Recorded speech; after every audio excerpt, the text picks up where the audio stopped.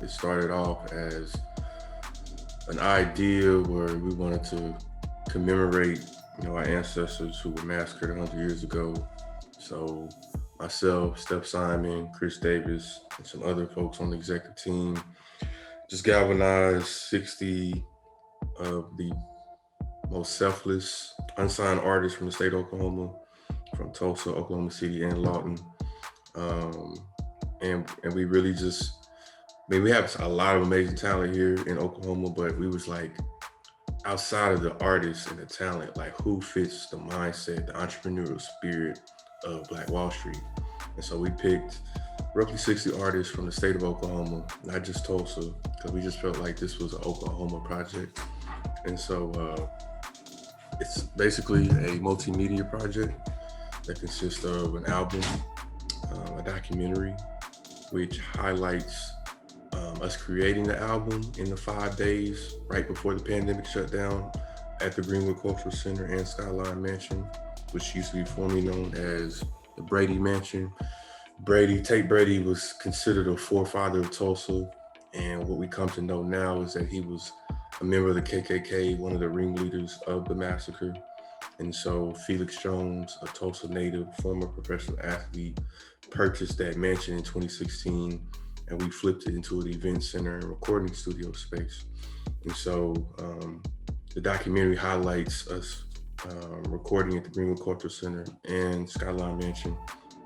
We have a curriculum, so the songs that made the album, we flipped it into a curriculum. We collaborated with the Tri-City Collective, which is a collective of artists, poets, and teachers, primarily from Tulsa Public Schools.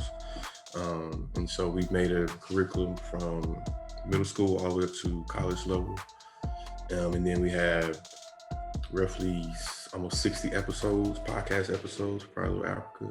So, we really try to have these different components just to meet people where they're at. People work in silos and their little crevices. So, some people will gravitate to the music first. Some will be like, I need to check out this documentary, see if they are actually who they say they are. Some people want to look at it from an educational standpoint, and some people just like listen to podcasts. So it's just, we understand people, consume media, content, history in different ways, and we were just trying to meet them where they're at. But it's evolved into a movement. We have a mantra called "Everything is Us," and we can talk about that in a second. But it really is just this mantra where my success is connected to your success, and you can just go on down the list. And so it's just in turn to this movement of like people are really circulating the Black dollar, but also like circulating like love and like hope and liberation and resilience.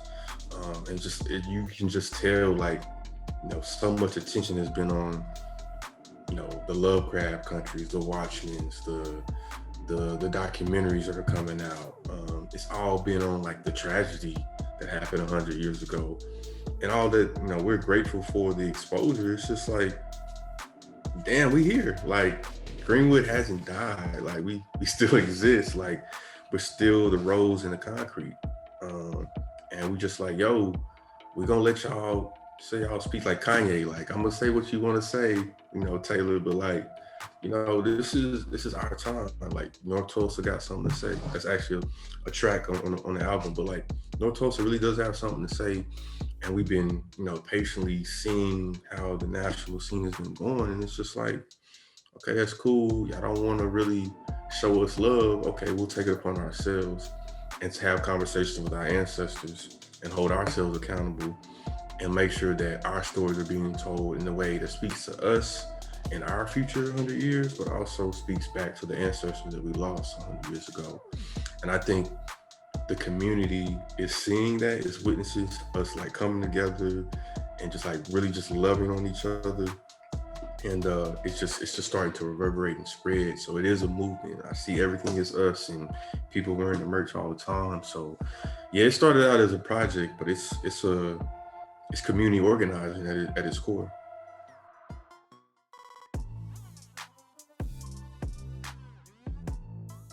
Photo out on public record, you can look it up. It says Little Africa on Fire, um, June 1st, 1921, Tulsa race riot.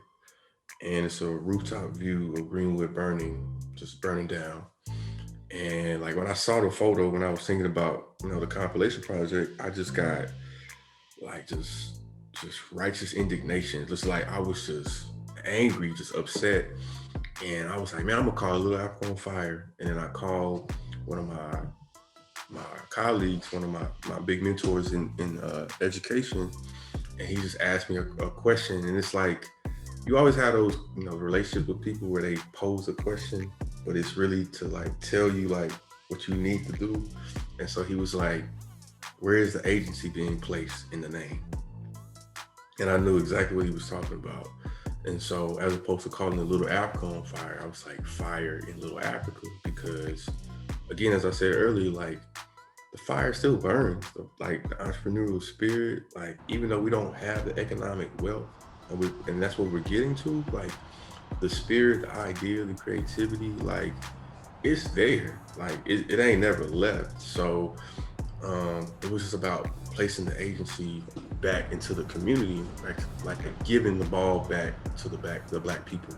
Obviously, like Greenwood was known as Little Africa. For those who don't know, the black dollar circulated 19 times before it left the community back in the early 1900s.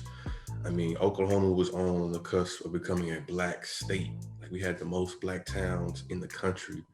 And white supremacy was afraid of that. Was afraid of, in the middle of the country, Greenwood, like bringing all this dopeness, these businesses, and so much wealth and space and opportunity. And the world, white people didn't like that, so they burned it down. So like Fire Little Africa is just the name. It stems from that photo. It stems from the negative connotation that white people had of Little Africa, and we're just saying like the fire is still here. The fire still burns and exists.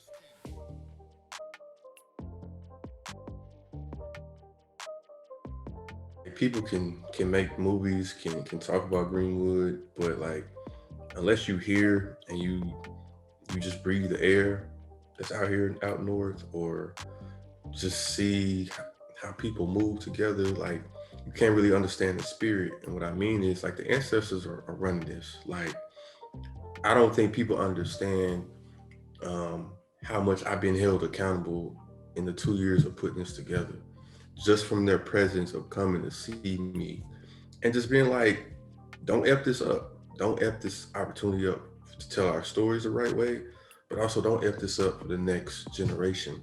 And so me, like, it was always about like just checking my ego each and every day. Like it's not about what I've done in the past, my credentials, like none of that. Like if we don't do it in the way that speaks back to these ancestors, then we like failed like tremendously. So, I mentioned that we recorded the album March of 2020, literally the week before like the world shut down for the pandemic. So we recorded at the Greenwood Cultural Center in Skyline Mansion, recorded 143 songs in 5 days, which is a lot of music. We have 6 studios set up, and we had 143 songs that were developed in those 5 days. So like people were ready. Like even if you don't know anything about music, it's the fact that people were in the right state of mind to make this project. We had information sessions leading up to the weekend. The beats and everything were given prior to them going into the studio. So when they walked in, it was just like, okay, I want beat B16. I'm ready. Like, let me lay my stuff down. All right, who's next? Like, it was just a well-oiled machine. So we recorded the album, the pandemic hit, and we almost didn't record. Like, I got a phone call from my boss like 2 days before the first day, and he was like, are we still doing this? I was like, look, man, if we don't do it this weekend, Fire Little Africa will not exist. So, regardless of, the pandemic, like we really put our lives at risk to put this album together. So did the album in those 5 days, pandemic hit, everything shut down. It's like, okay, how we gonna make these cuts from 143 songs? How we gonna make this album? Because typically, like, you're in person with other people to listen to the records. So we had to get creative. And so I was like, yo, I see on Zoom you can share sound. If everybody bring their headphones, we can just have a Zoom meeting and just go through these songs. And literally that's what we did for 3 months after recording. Around this time, I'm like, okay, how are we gonna get this on a national, international level? And like sustain this project from March of 2020 to May of 2021. So I work for the Woody Guthrie and the Bob Dylan Center as the manager of education and diversity outreach. Bob Dylan's publicist, his name is Larry Jenkins. Larry Jenkins used to be the CEO, president of Sony Records in the early 90s. That's important. So he's also a consultant with the Bob Dylan Center.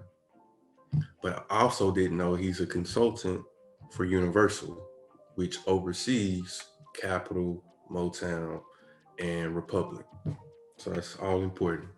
So I just shoot my shot and just like, hey, can I have a meeting with you so I can share the music and share the presentation on Fire Africa? Mind you, we hadn't mixed or mastered any of these records. These are just the recordings from the weekend.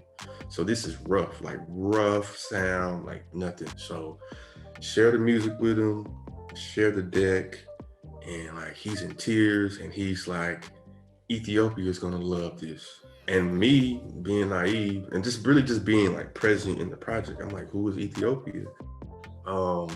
He says, at the time she was the president, CEO of Motown Records. Now she's the chairwoman. He says, Ethiopia's gonna love this. So 3 weeks later, we're on a call with senior AVPs and A&Rs from Motown who are primarily Black. And they say, we want to do again, no mix and mastering of anything. We want to do a licensing deal with you all. And a licensing deal is basically, we license the music to them for a certain period, but we still own the rights to our music. And so we're like, yeah, let's make this happen. On the flip side, they say we want to distribute it through Black Forum. I said, what's Black Forum? So they said, when Berry Gordy started Motown in 1959, as he progressed with Motown, he created an entity within it called Black Forum that was focused around like the civil rights movement, social commentary, and Martin Luther King was signed to Black Forum. They would take his speeches, put them on vinyl, and sell them to the masses. Black Forum hasn't been in existence since 1973. They just relaunched Black Forum this year. And so not only is Ethiopia the chairwoman of Motown, but this is also her first project that will be released as chairwoman, and also the first project on Black Forum since they've been in existence since 1973. Finally, after that first project. In addition to, and this is part of the story that you didn't ask, but it's a part of. So Larry Jenkins, he pulls me to the side. Once we're working through the deal with Motown, pulls me to the side and it's like, look, I know the game. These things move relatively slow. You all need an independent publicist outside of the label. I said, okay, who you got? He says, look up Yvette Noel Shore and call me back. So I look up her name. You know how you on Google and stuff starts to type the name in and it populates. So I'm typing her name and then it populates and I'm like, nah, I spelled her name wrong. And so I put it in again, same stuff pops up. And so I'm like, I don't even look at the articles yet. I just call them back. I'm like, look, man, I know like this is like real trippy for me right now. And I'm trying to stay straight and focused, but I'm like, and I'm being as candid as possible. I'm like, how the hell are we going to get Beyonce as publicist on our team? Like how?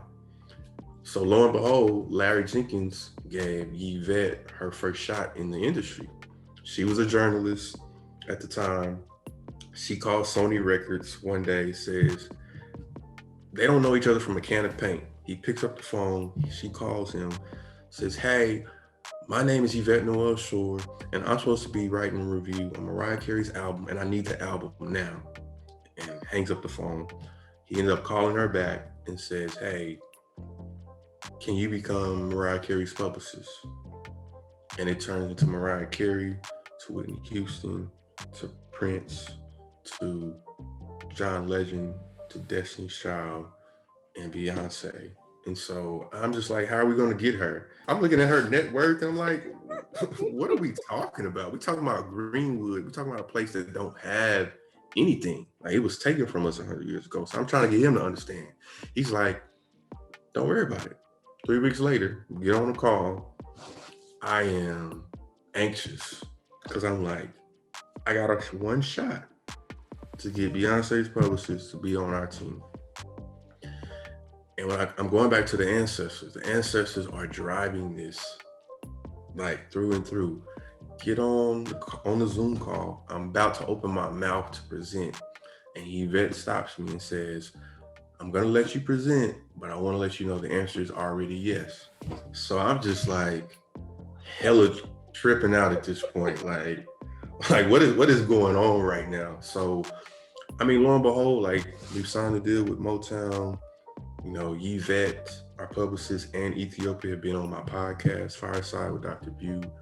And it's just been really dope to, like, we've always been talking about humanizing like our stories and our experiences. Like, hip hop hasn't seen someone like me who has a PhD, who has an educational musical backgrounds, equity, justice mindset. But I'm a DJ, like, and I can play in the trap. I can play in, like, I can do it all. Like, they haven't seen that, but they also haven't seen that I'm a husband, I'm a father, and I take my son to school in the morning and I pick him up when it's time. So it's like we're humanizing ourselves, and like this process is being Motown and Ethiopia's. We felt like those things were unattainable, and like the more that we talk to these people, the more we understand like they're human beings too. And they have things that they need or pet peeves, or they're going through trauma and working through things as well. So it's just beautiful to see that I can, everything that we've been talking about as far as humanizing ourselves and this community, Black Wall Street, it's not a facade. Like, this is our daily lives. These are our lived experiences. And the fact that they see that, they saw it from the jump. Like, I'm just like, oh, like, I'm tripping. Like, I'm worrying about stuff I don't have to worry about no more. So I know that's a long like answer, but like that's essentially how we got to this point. So.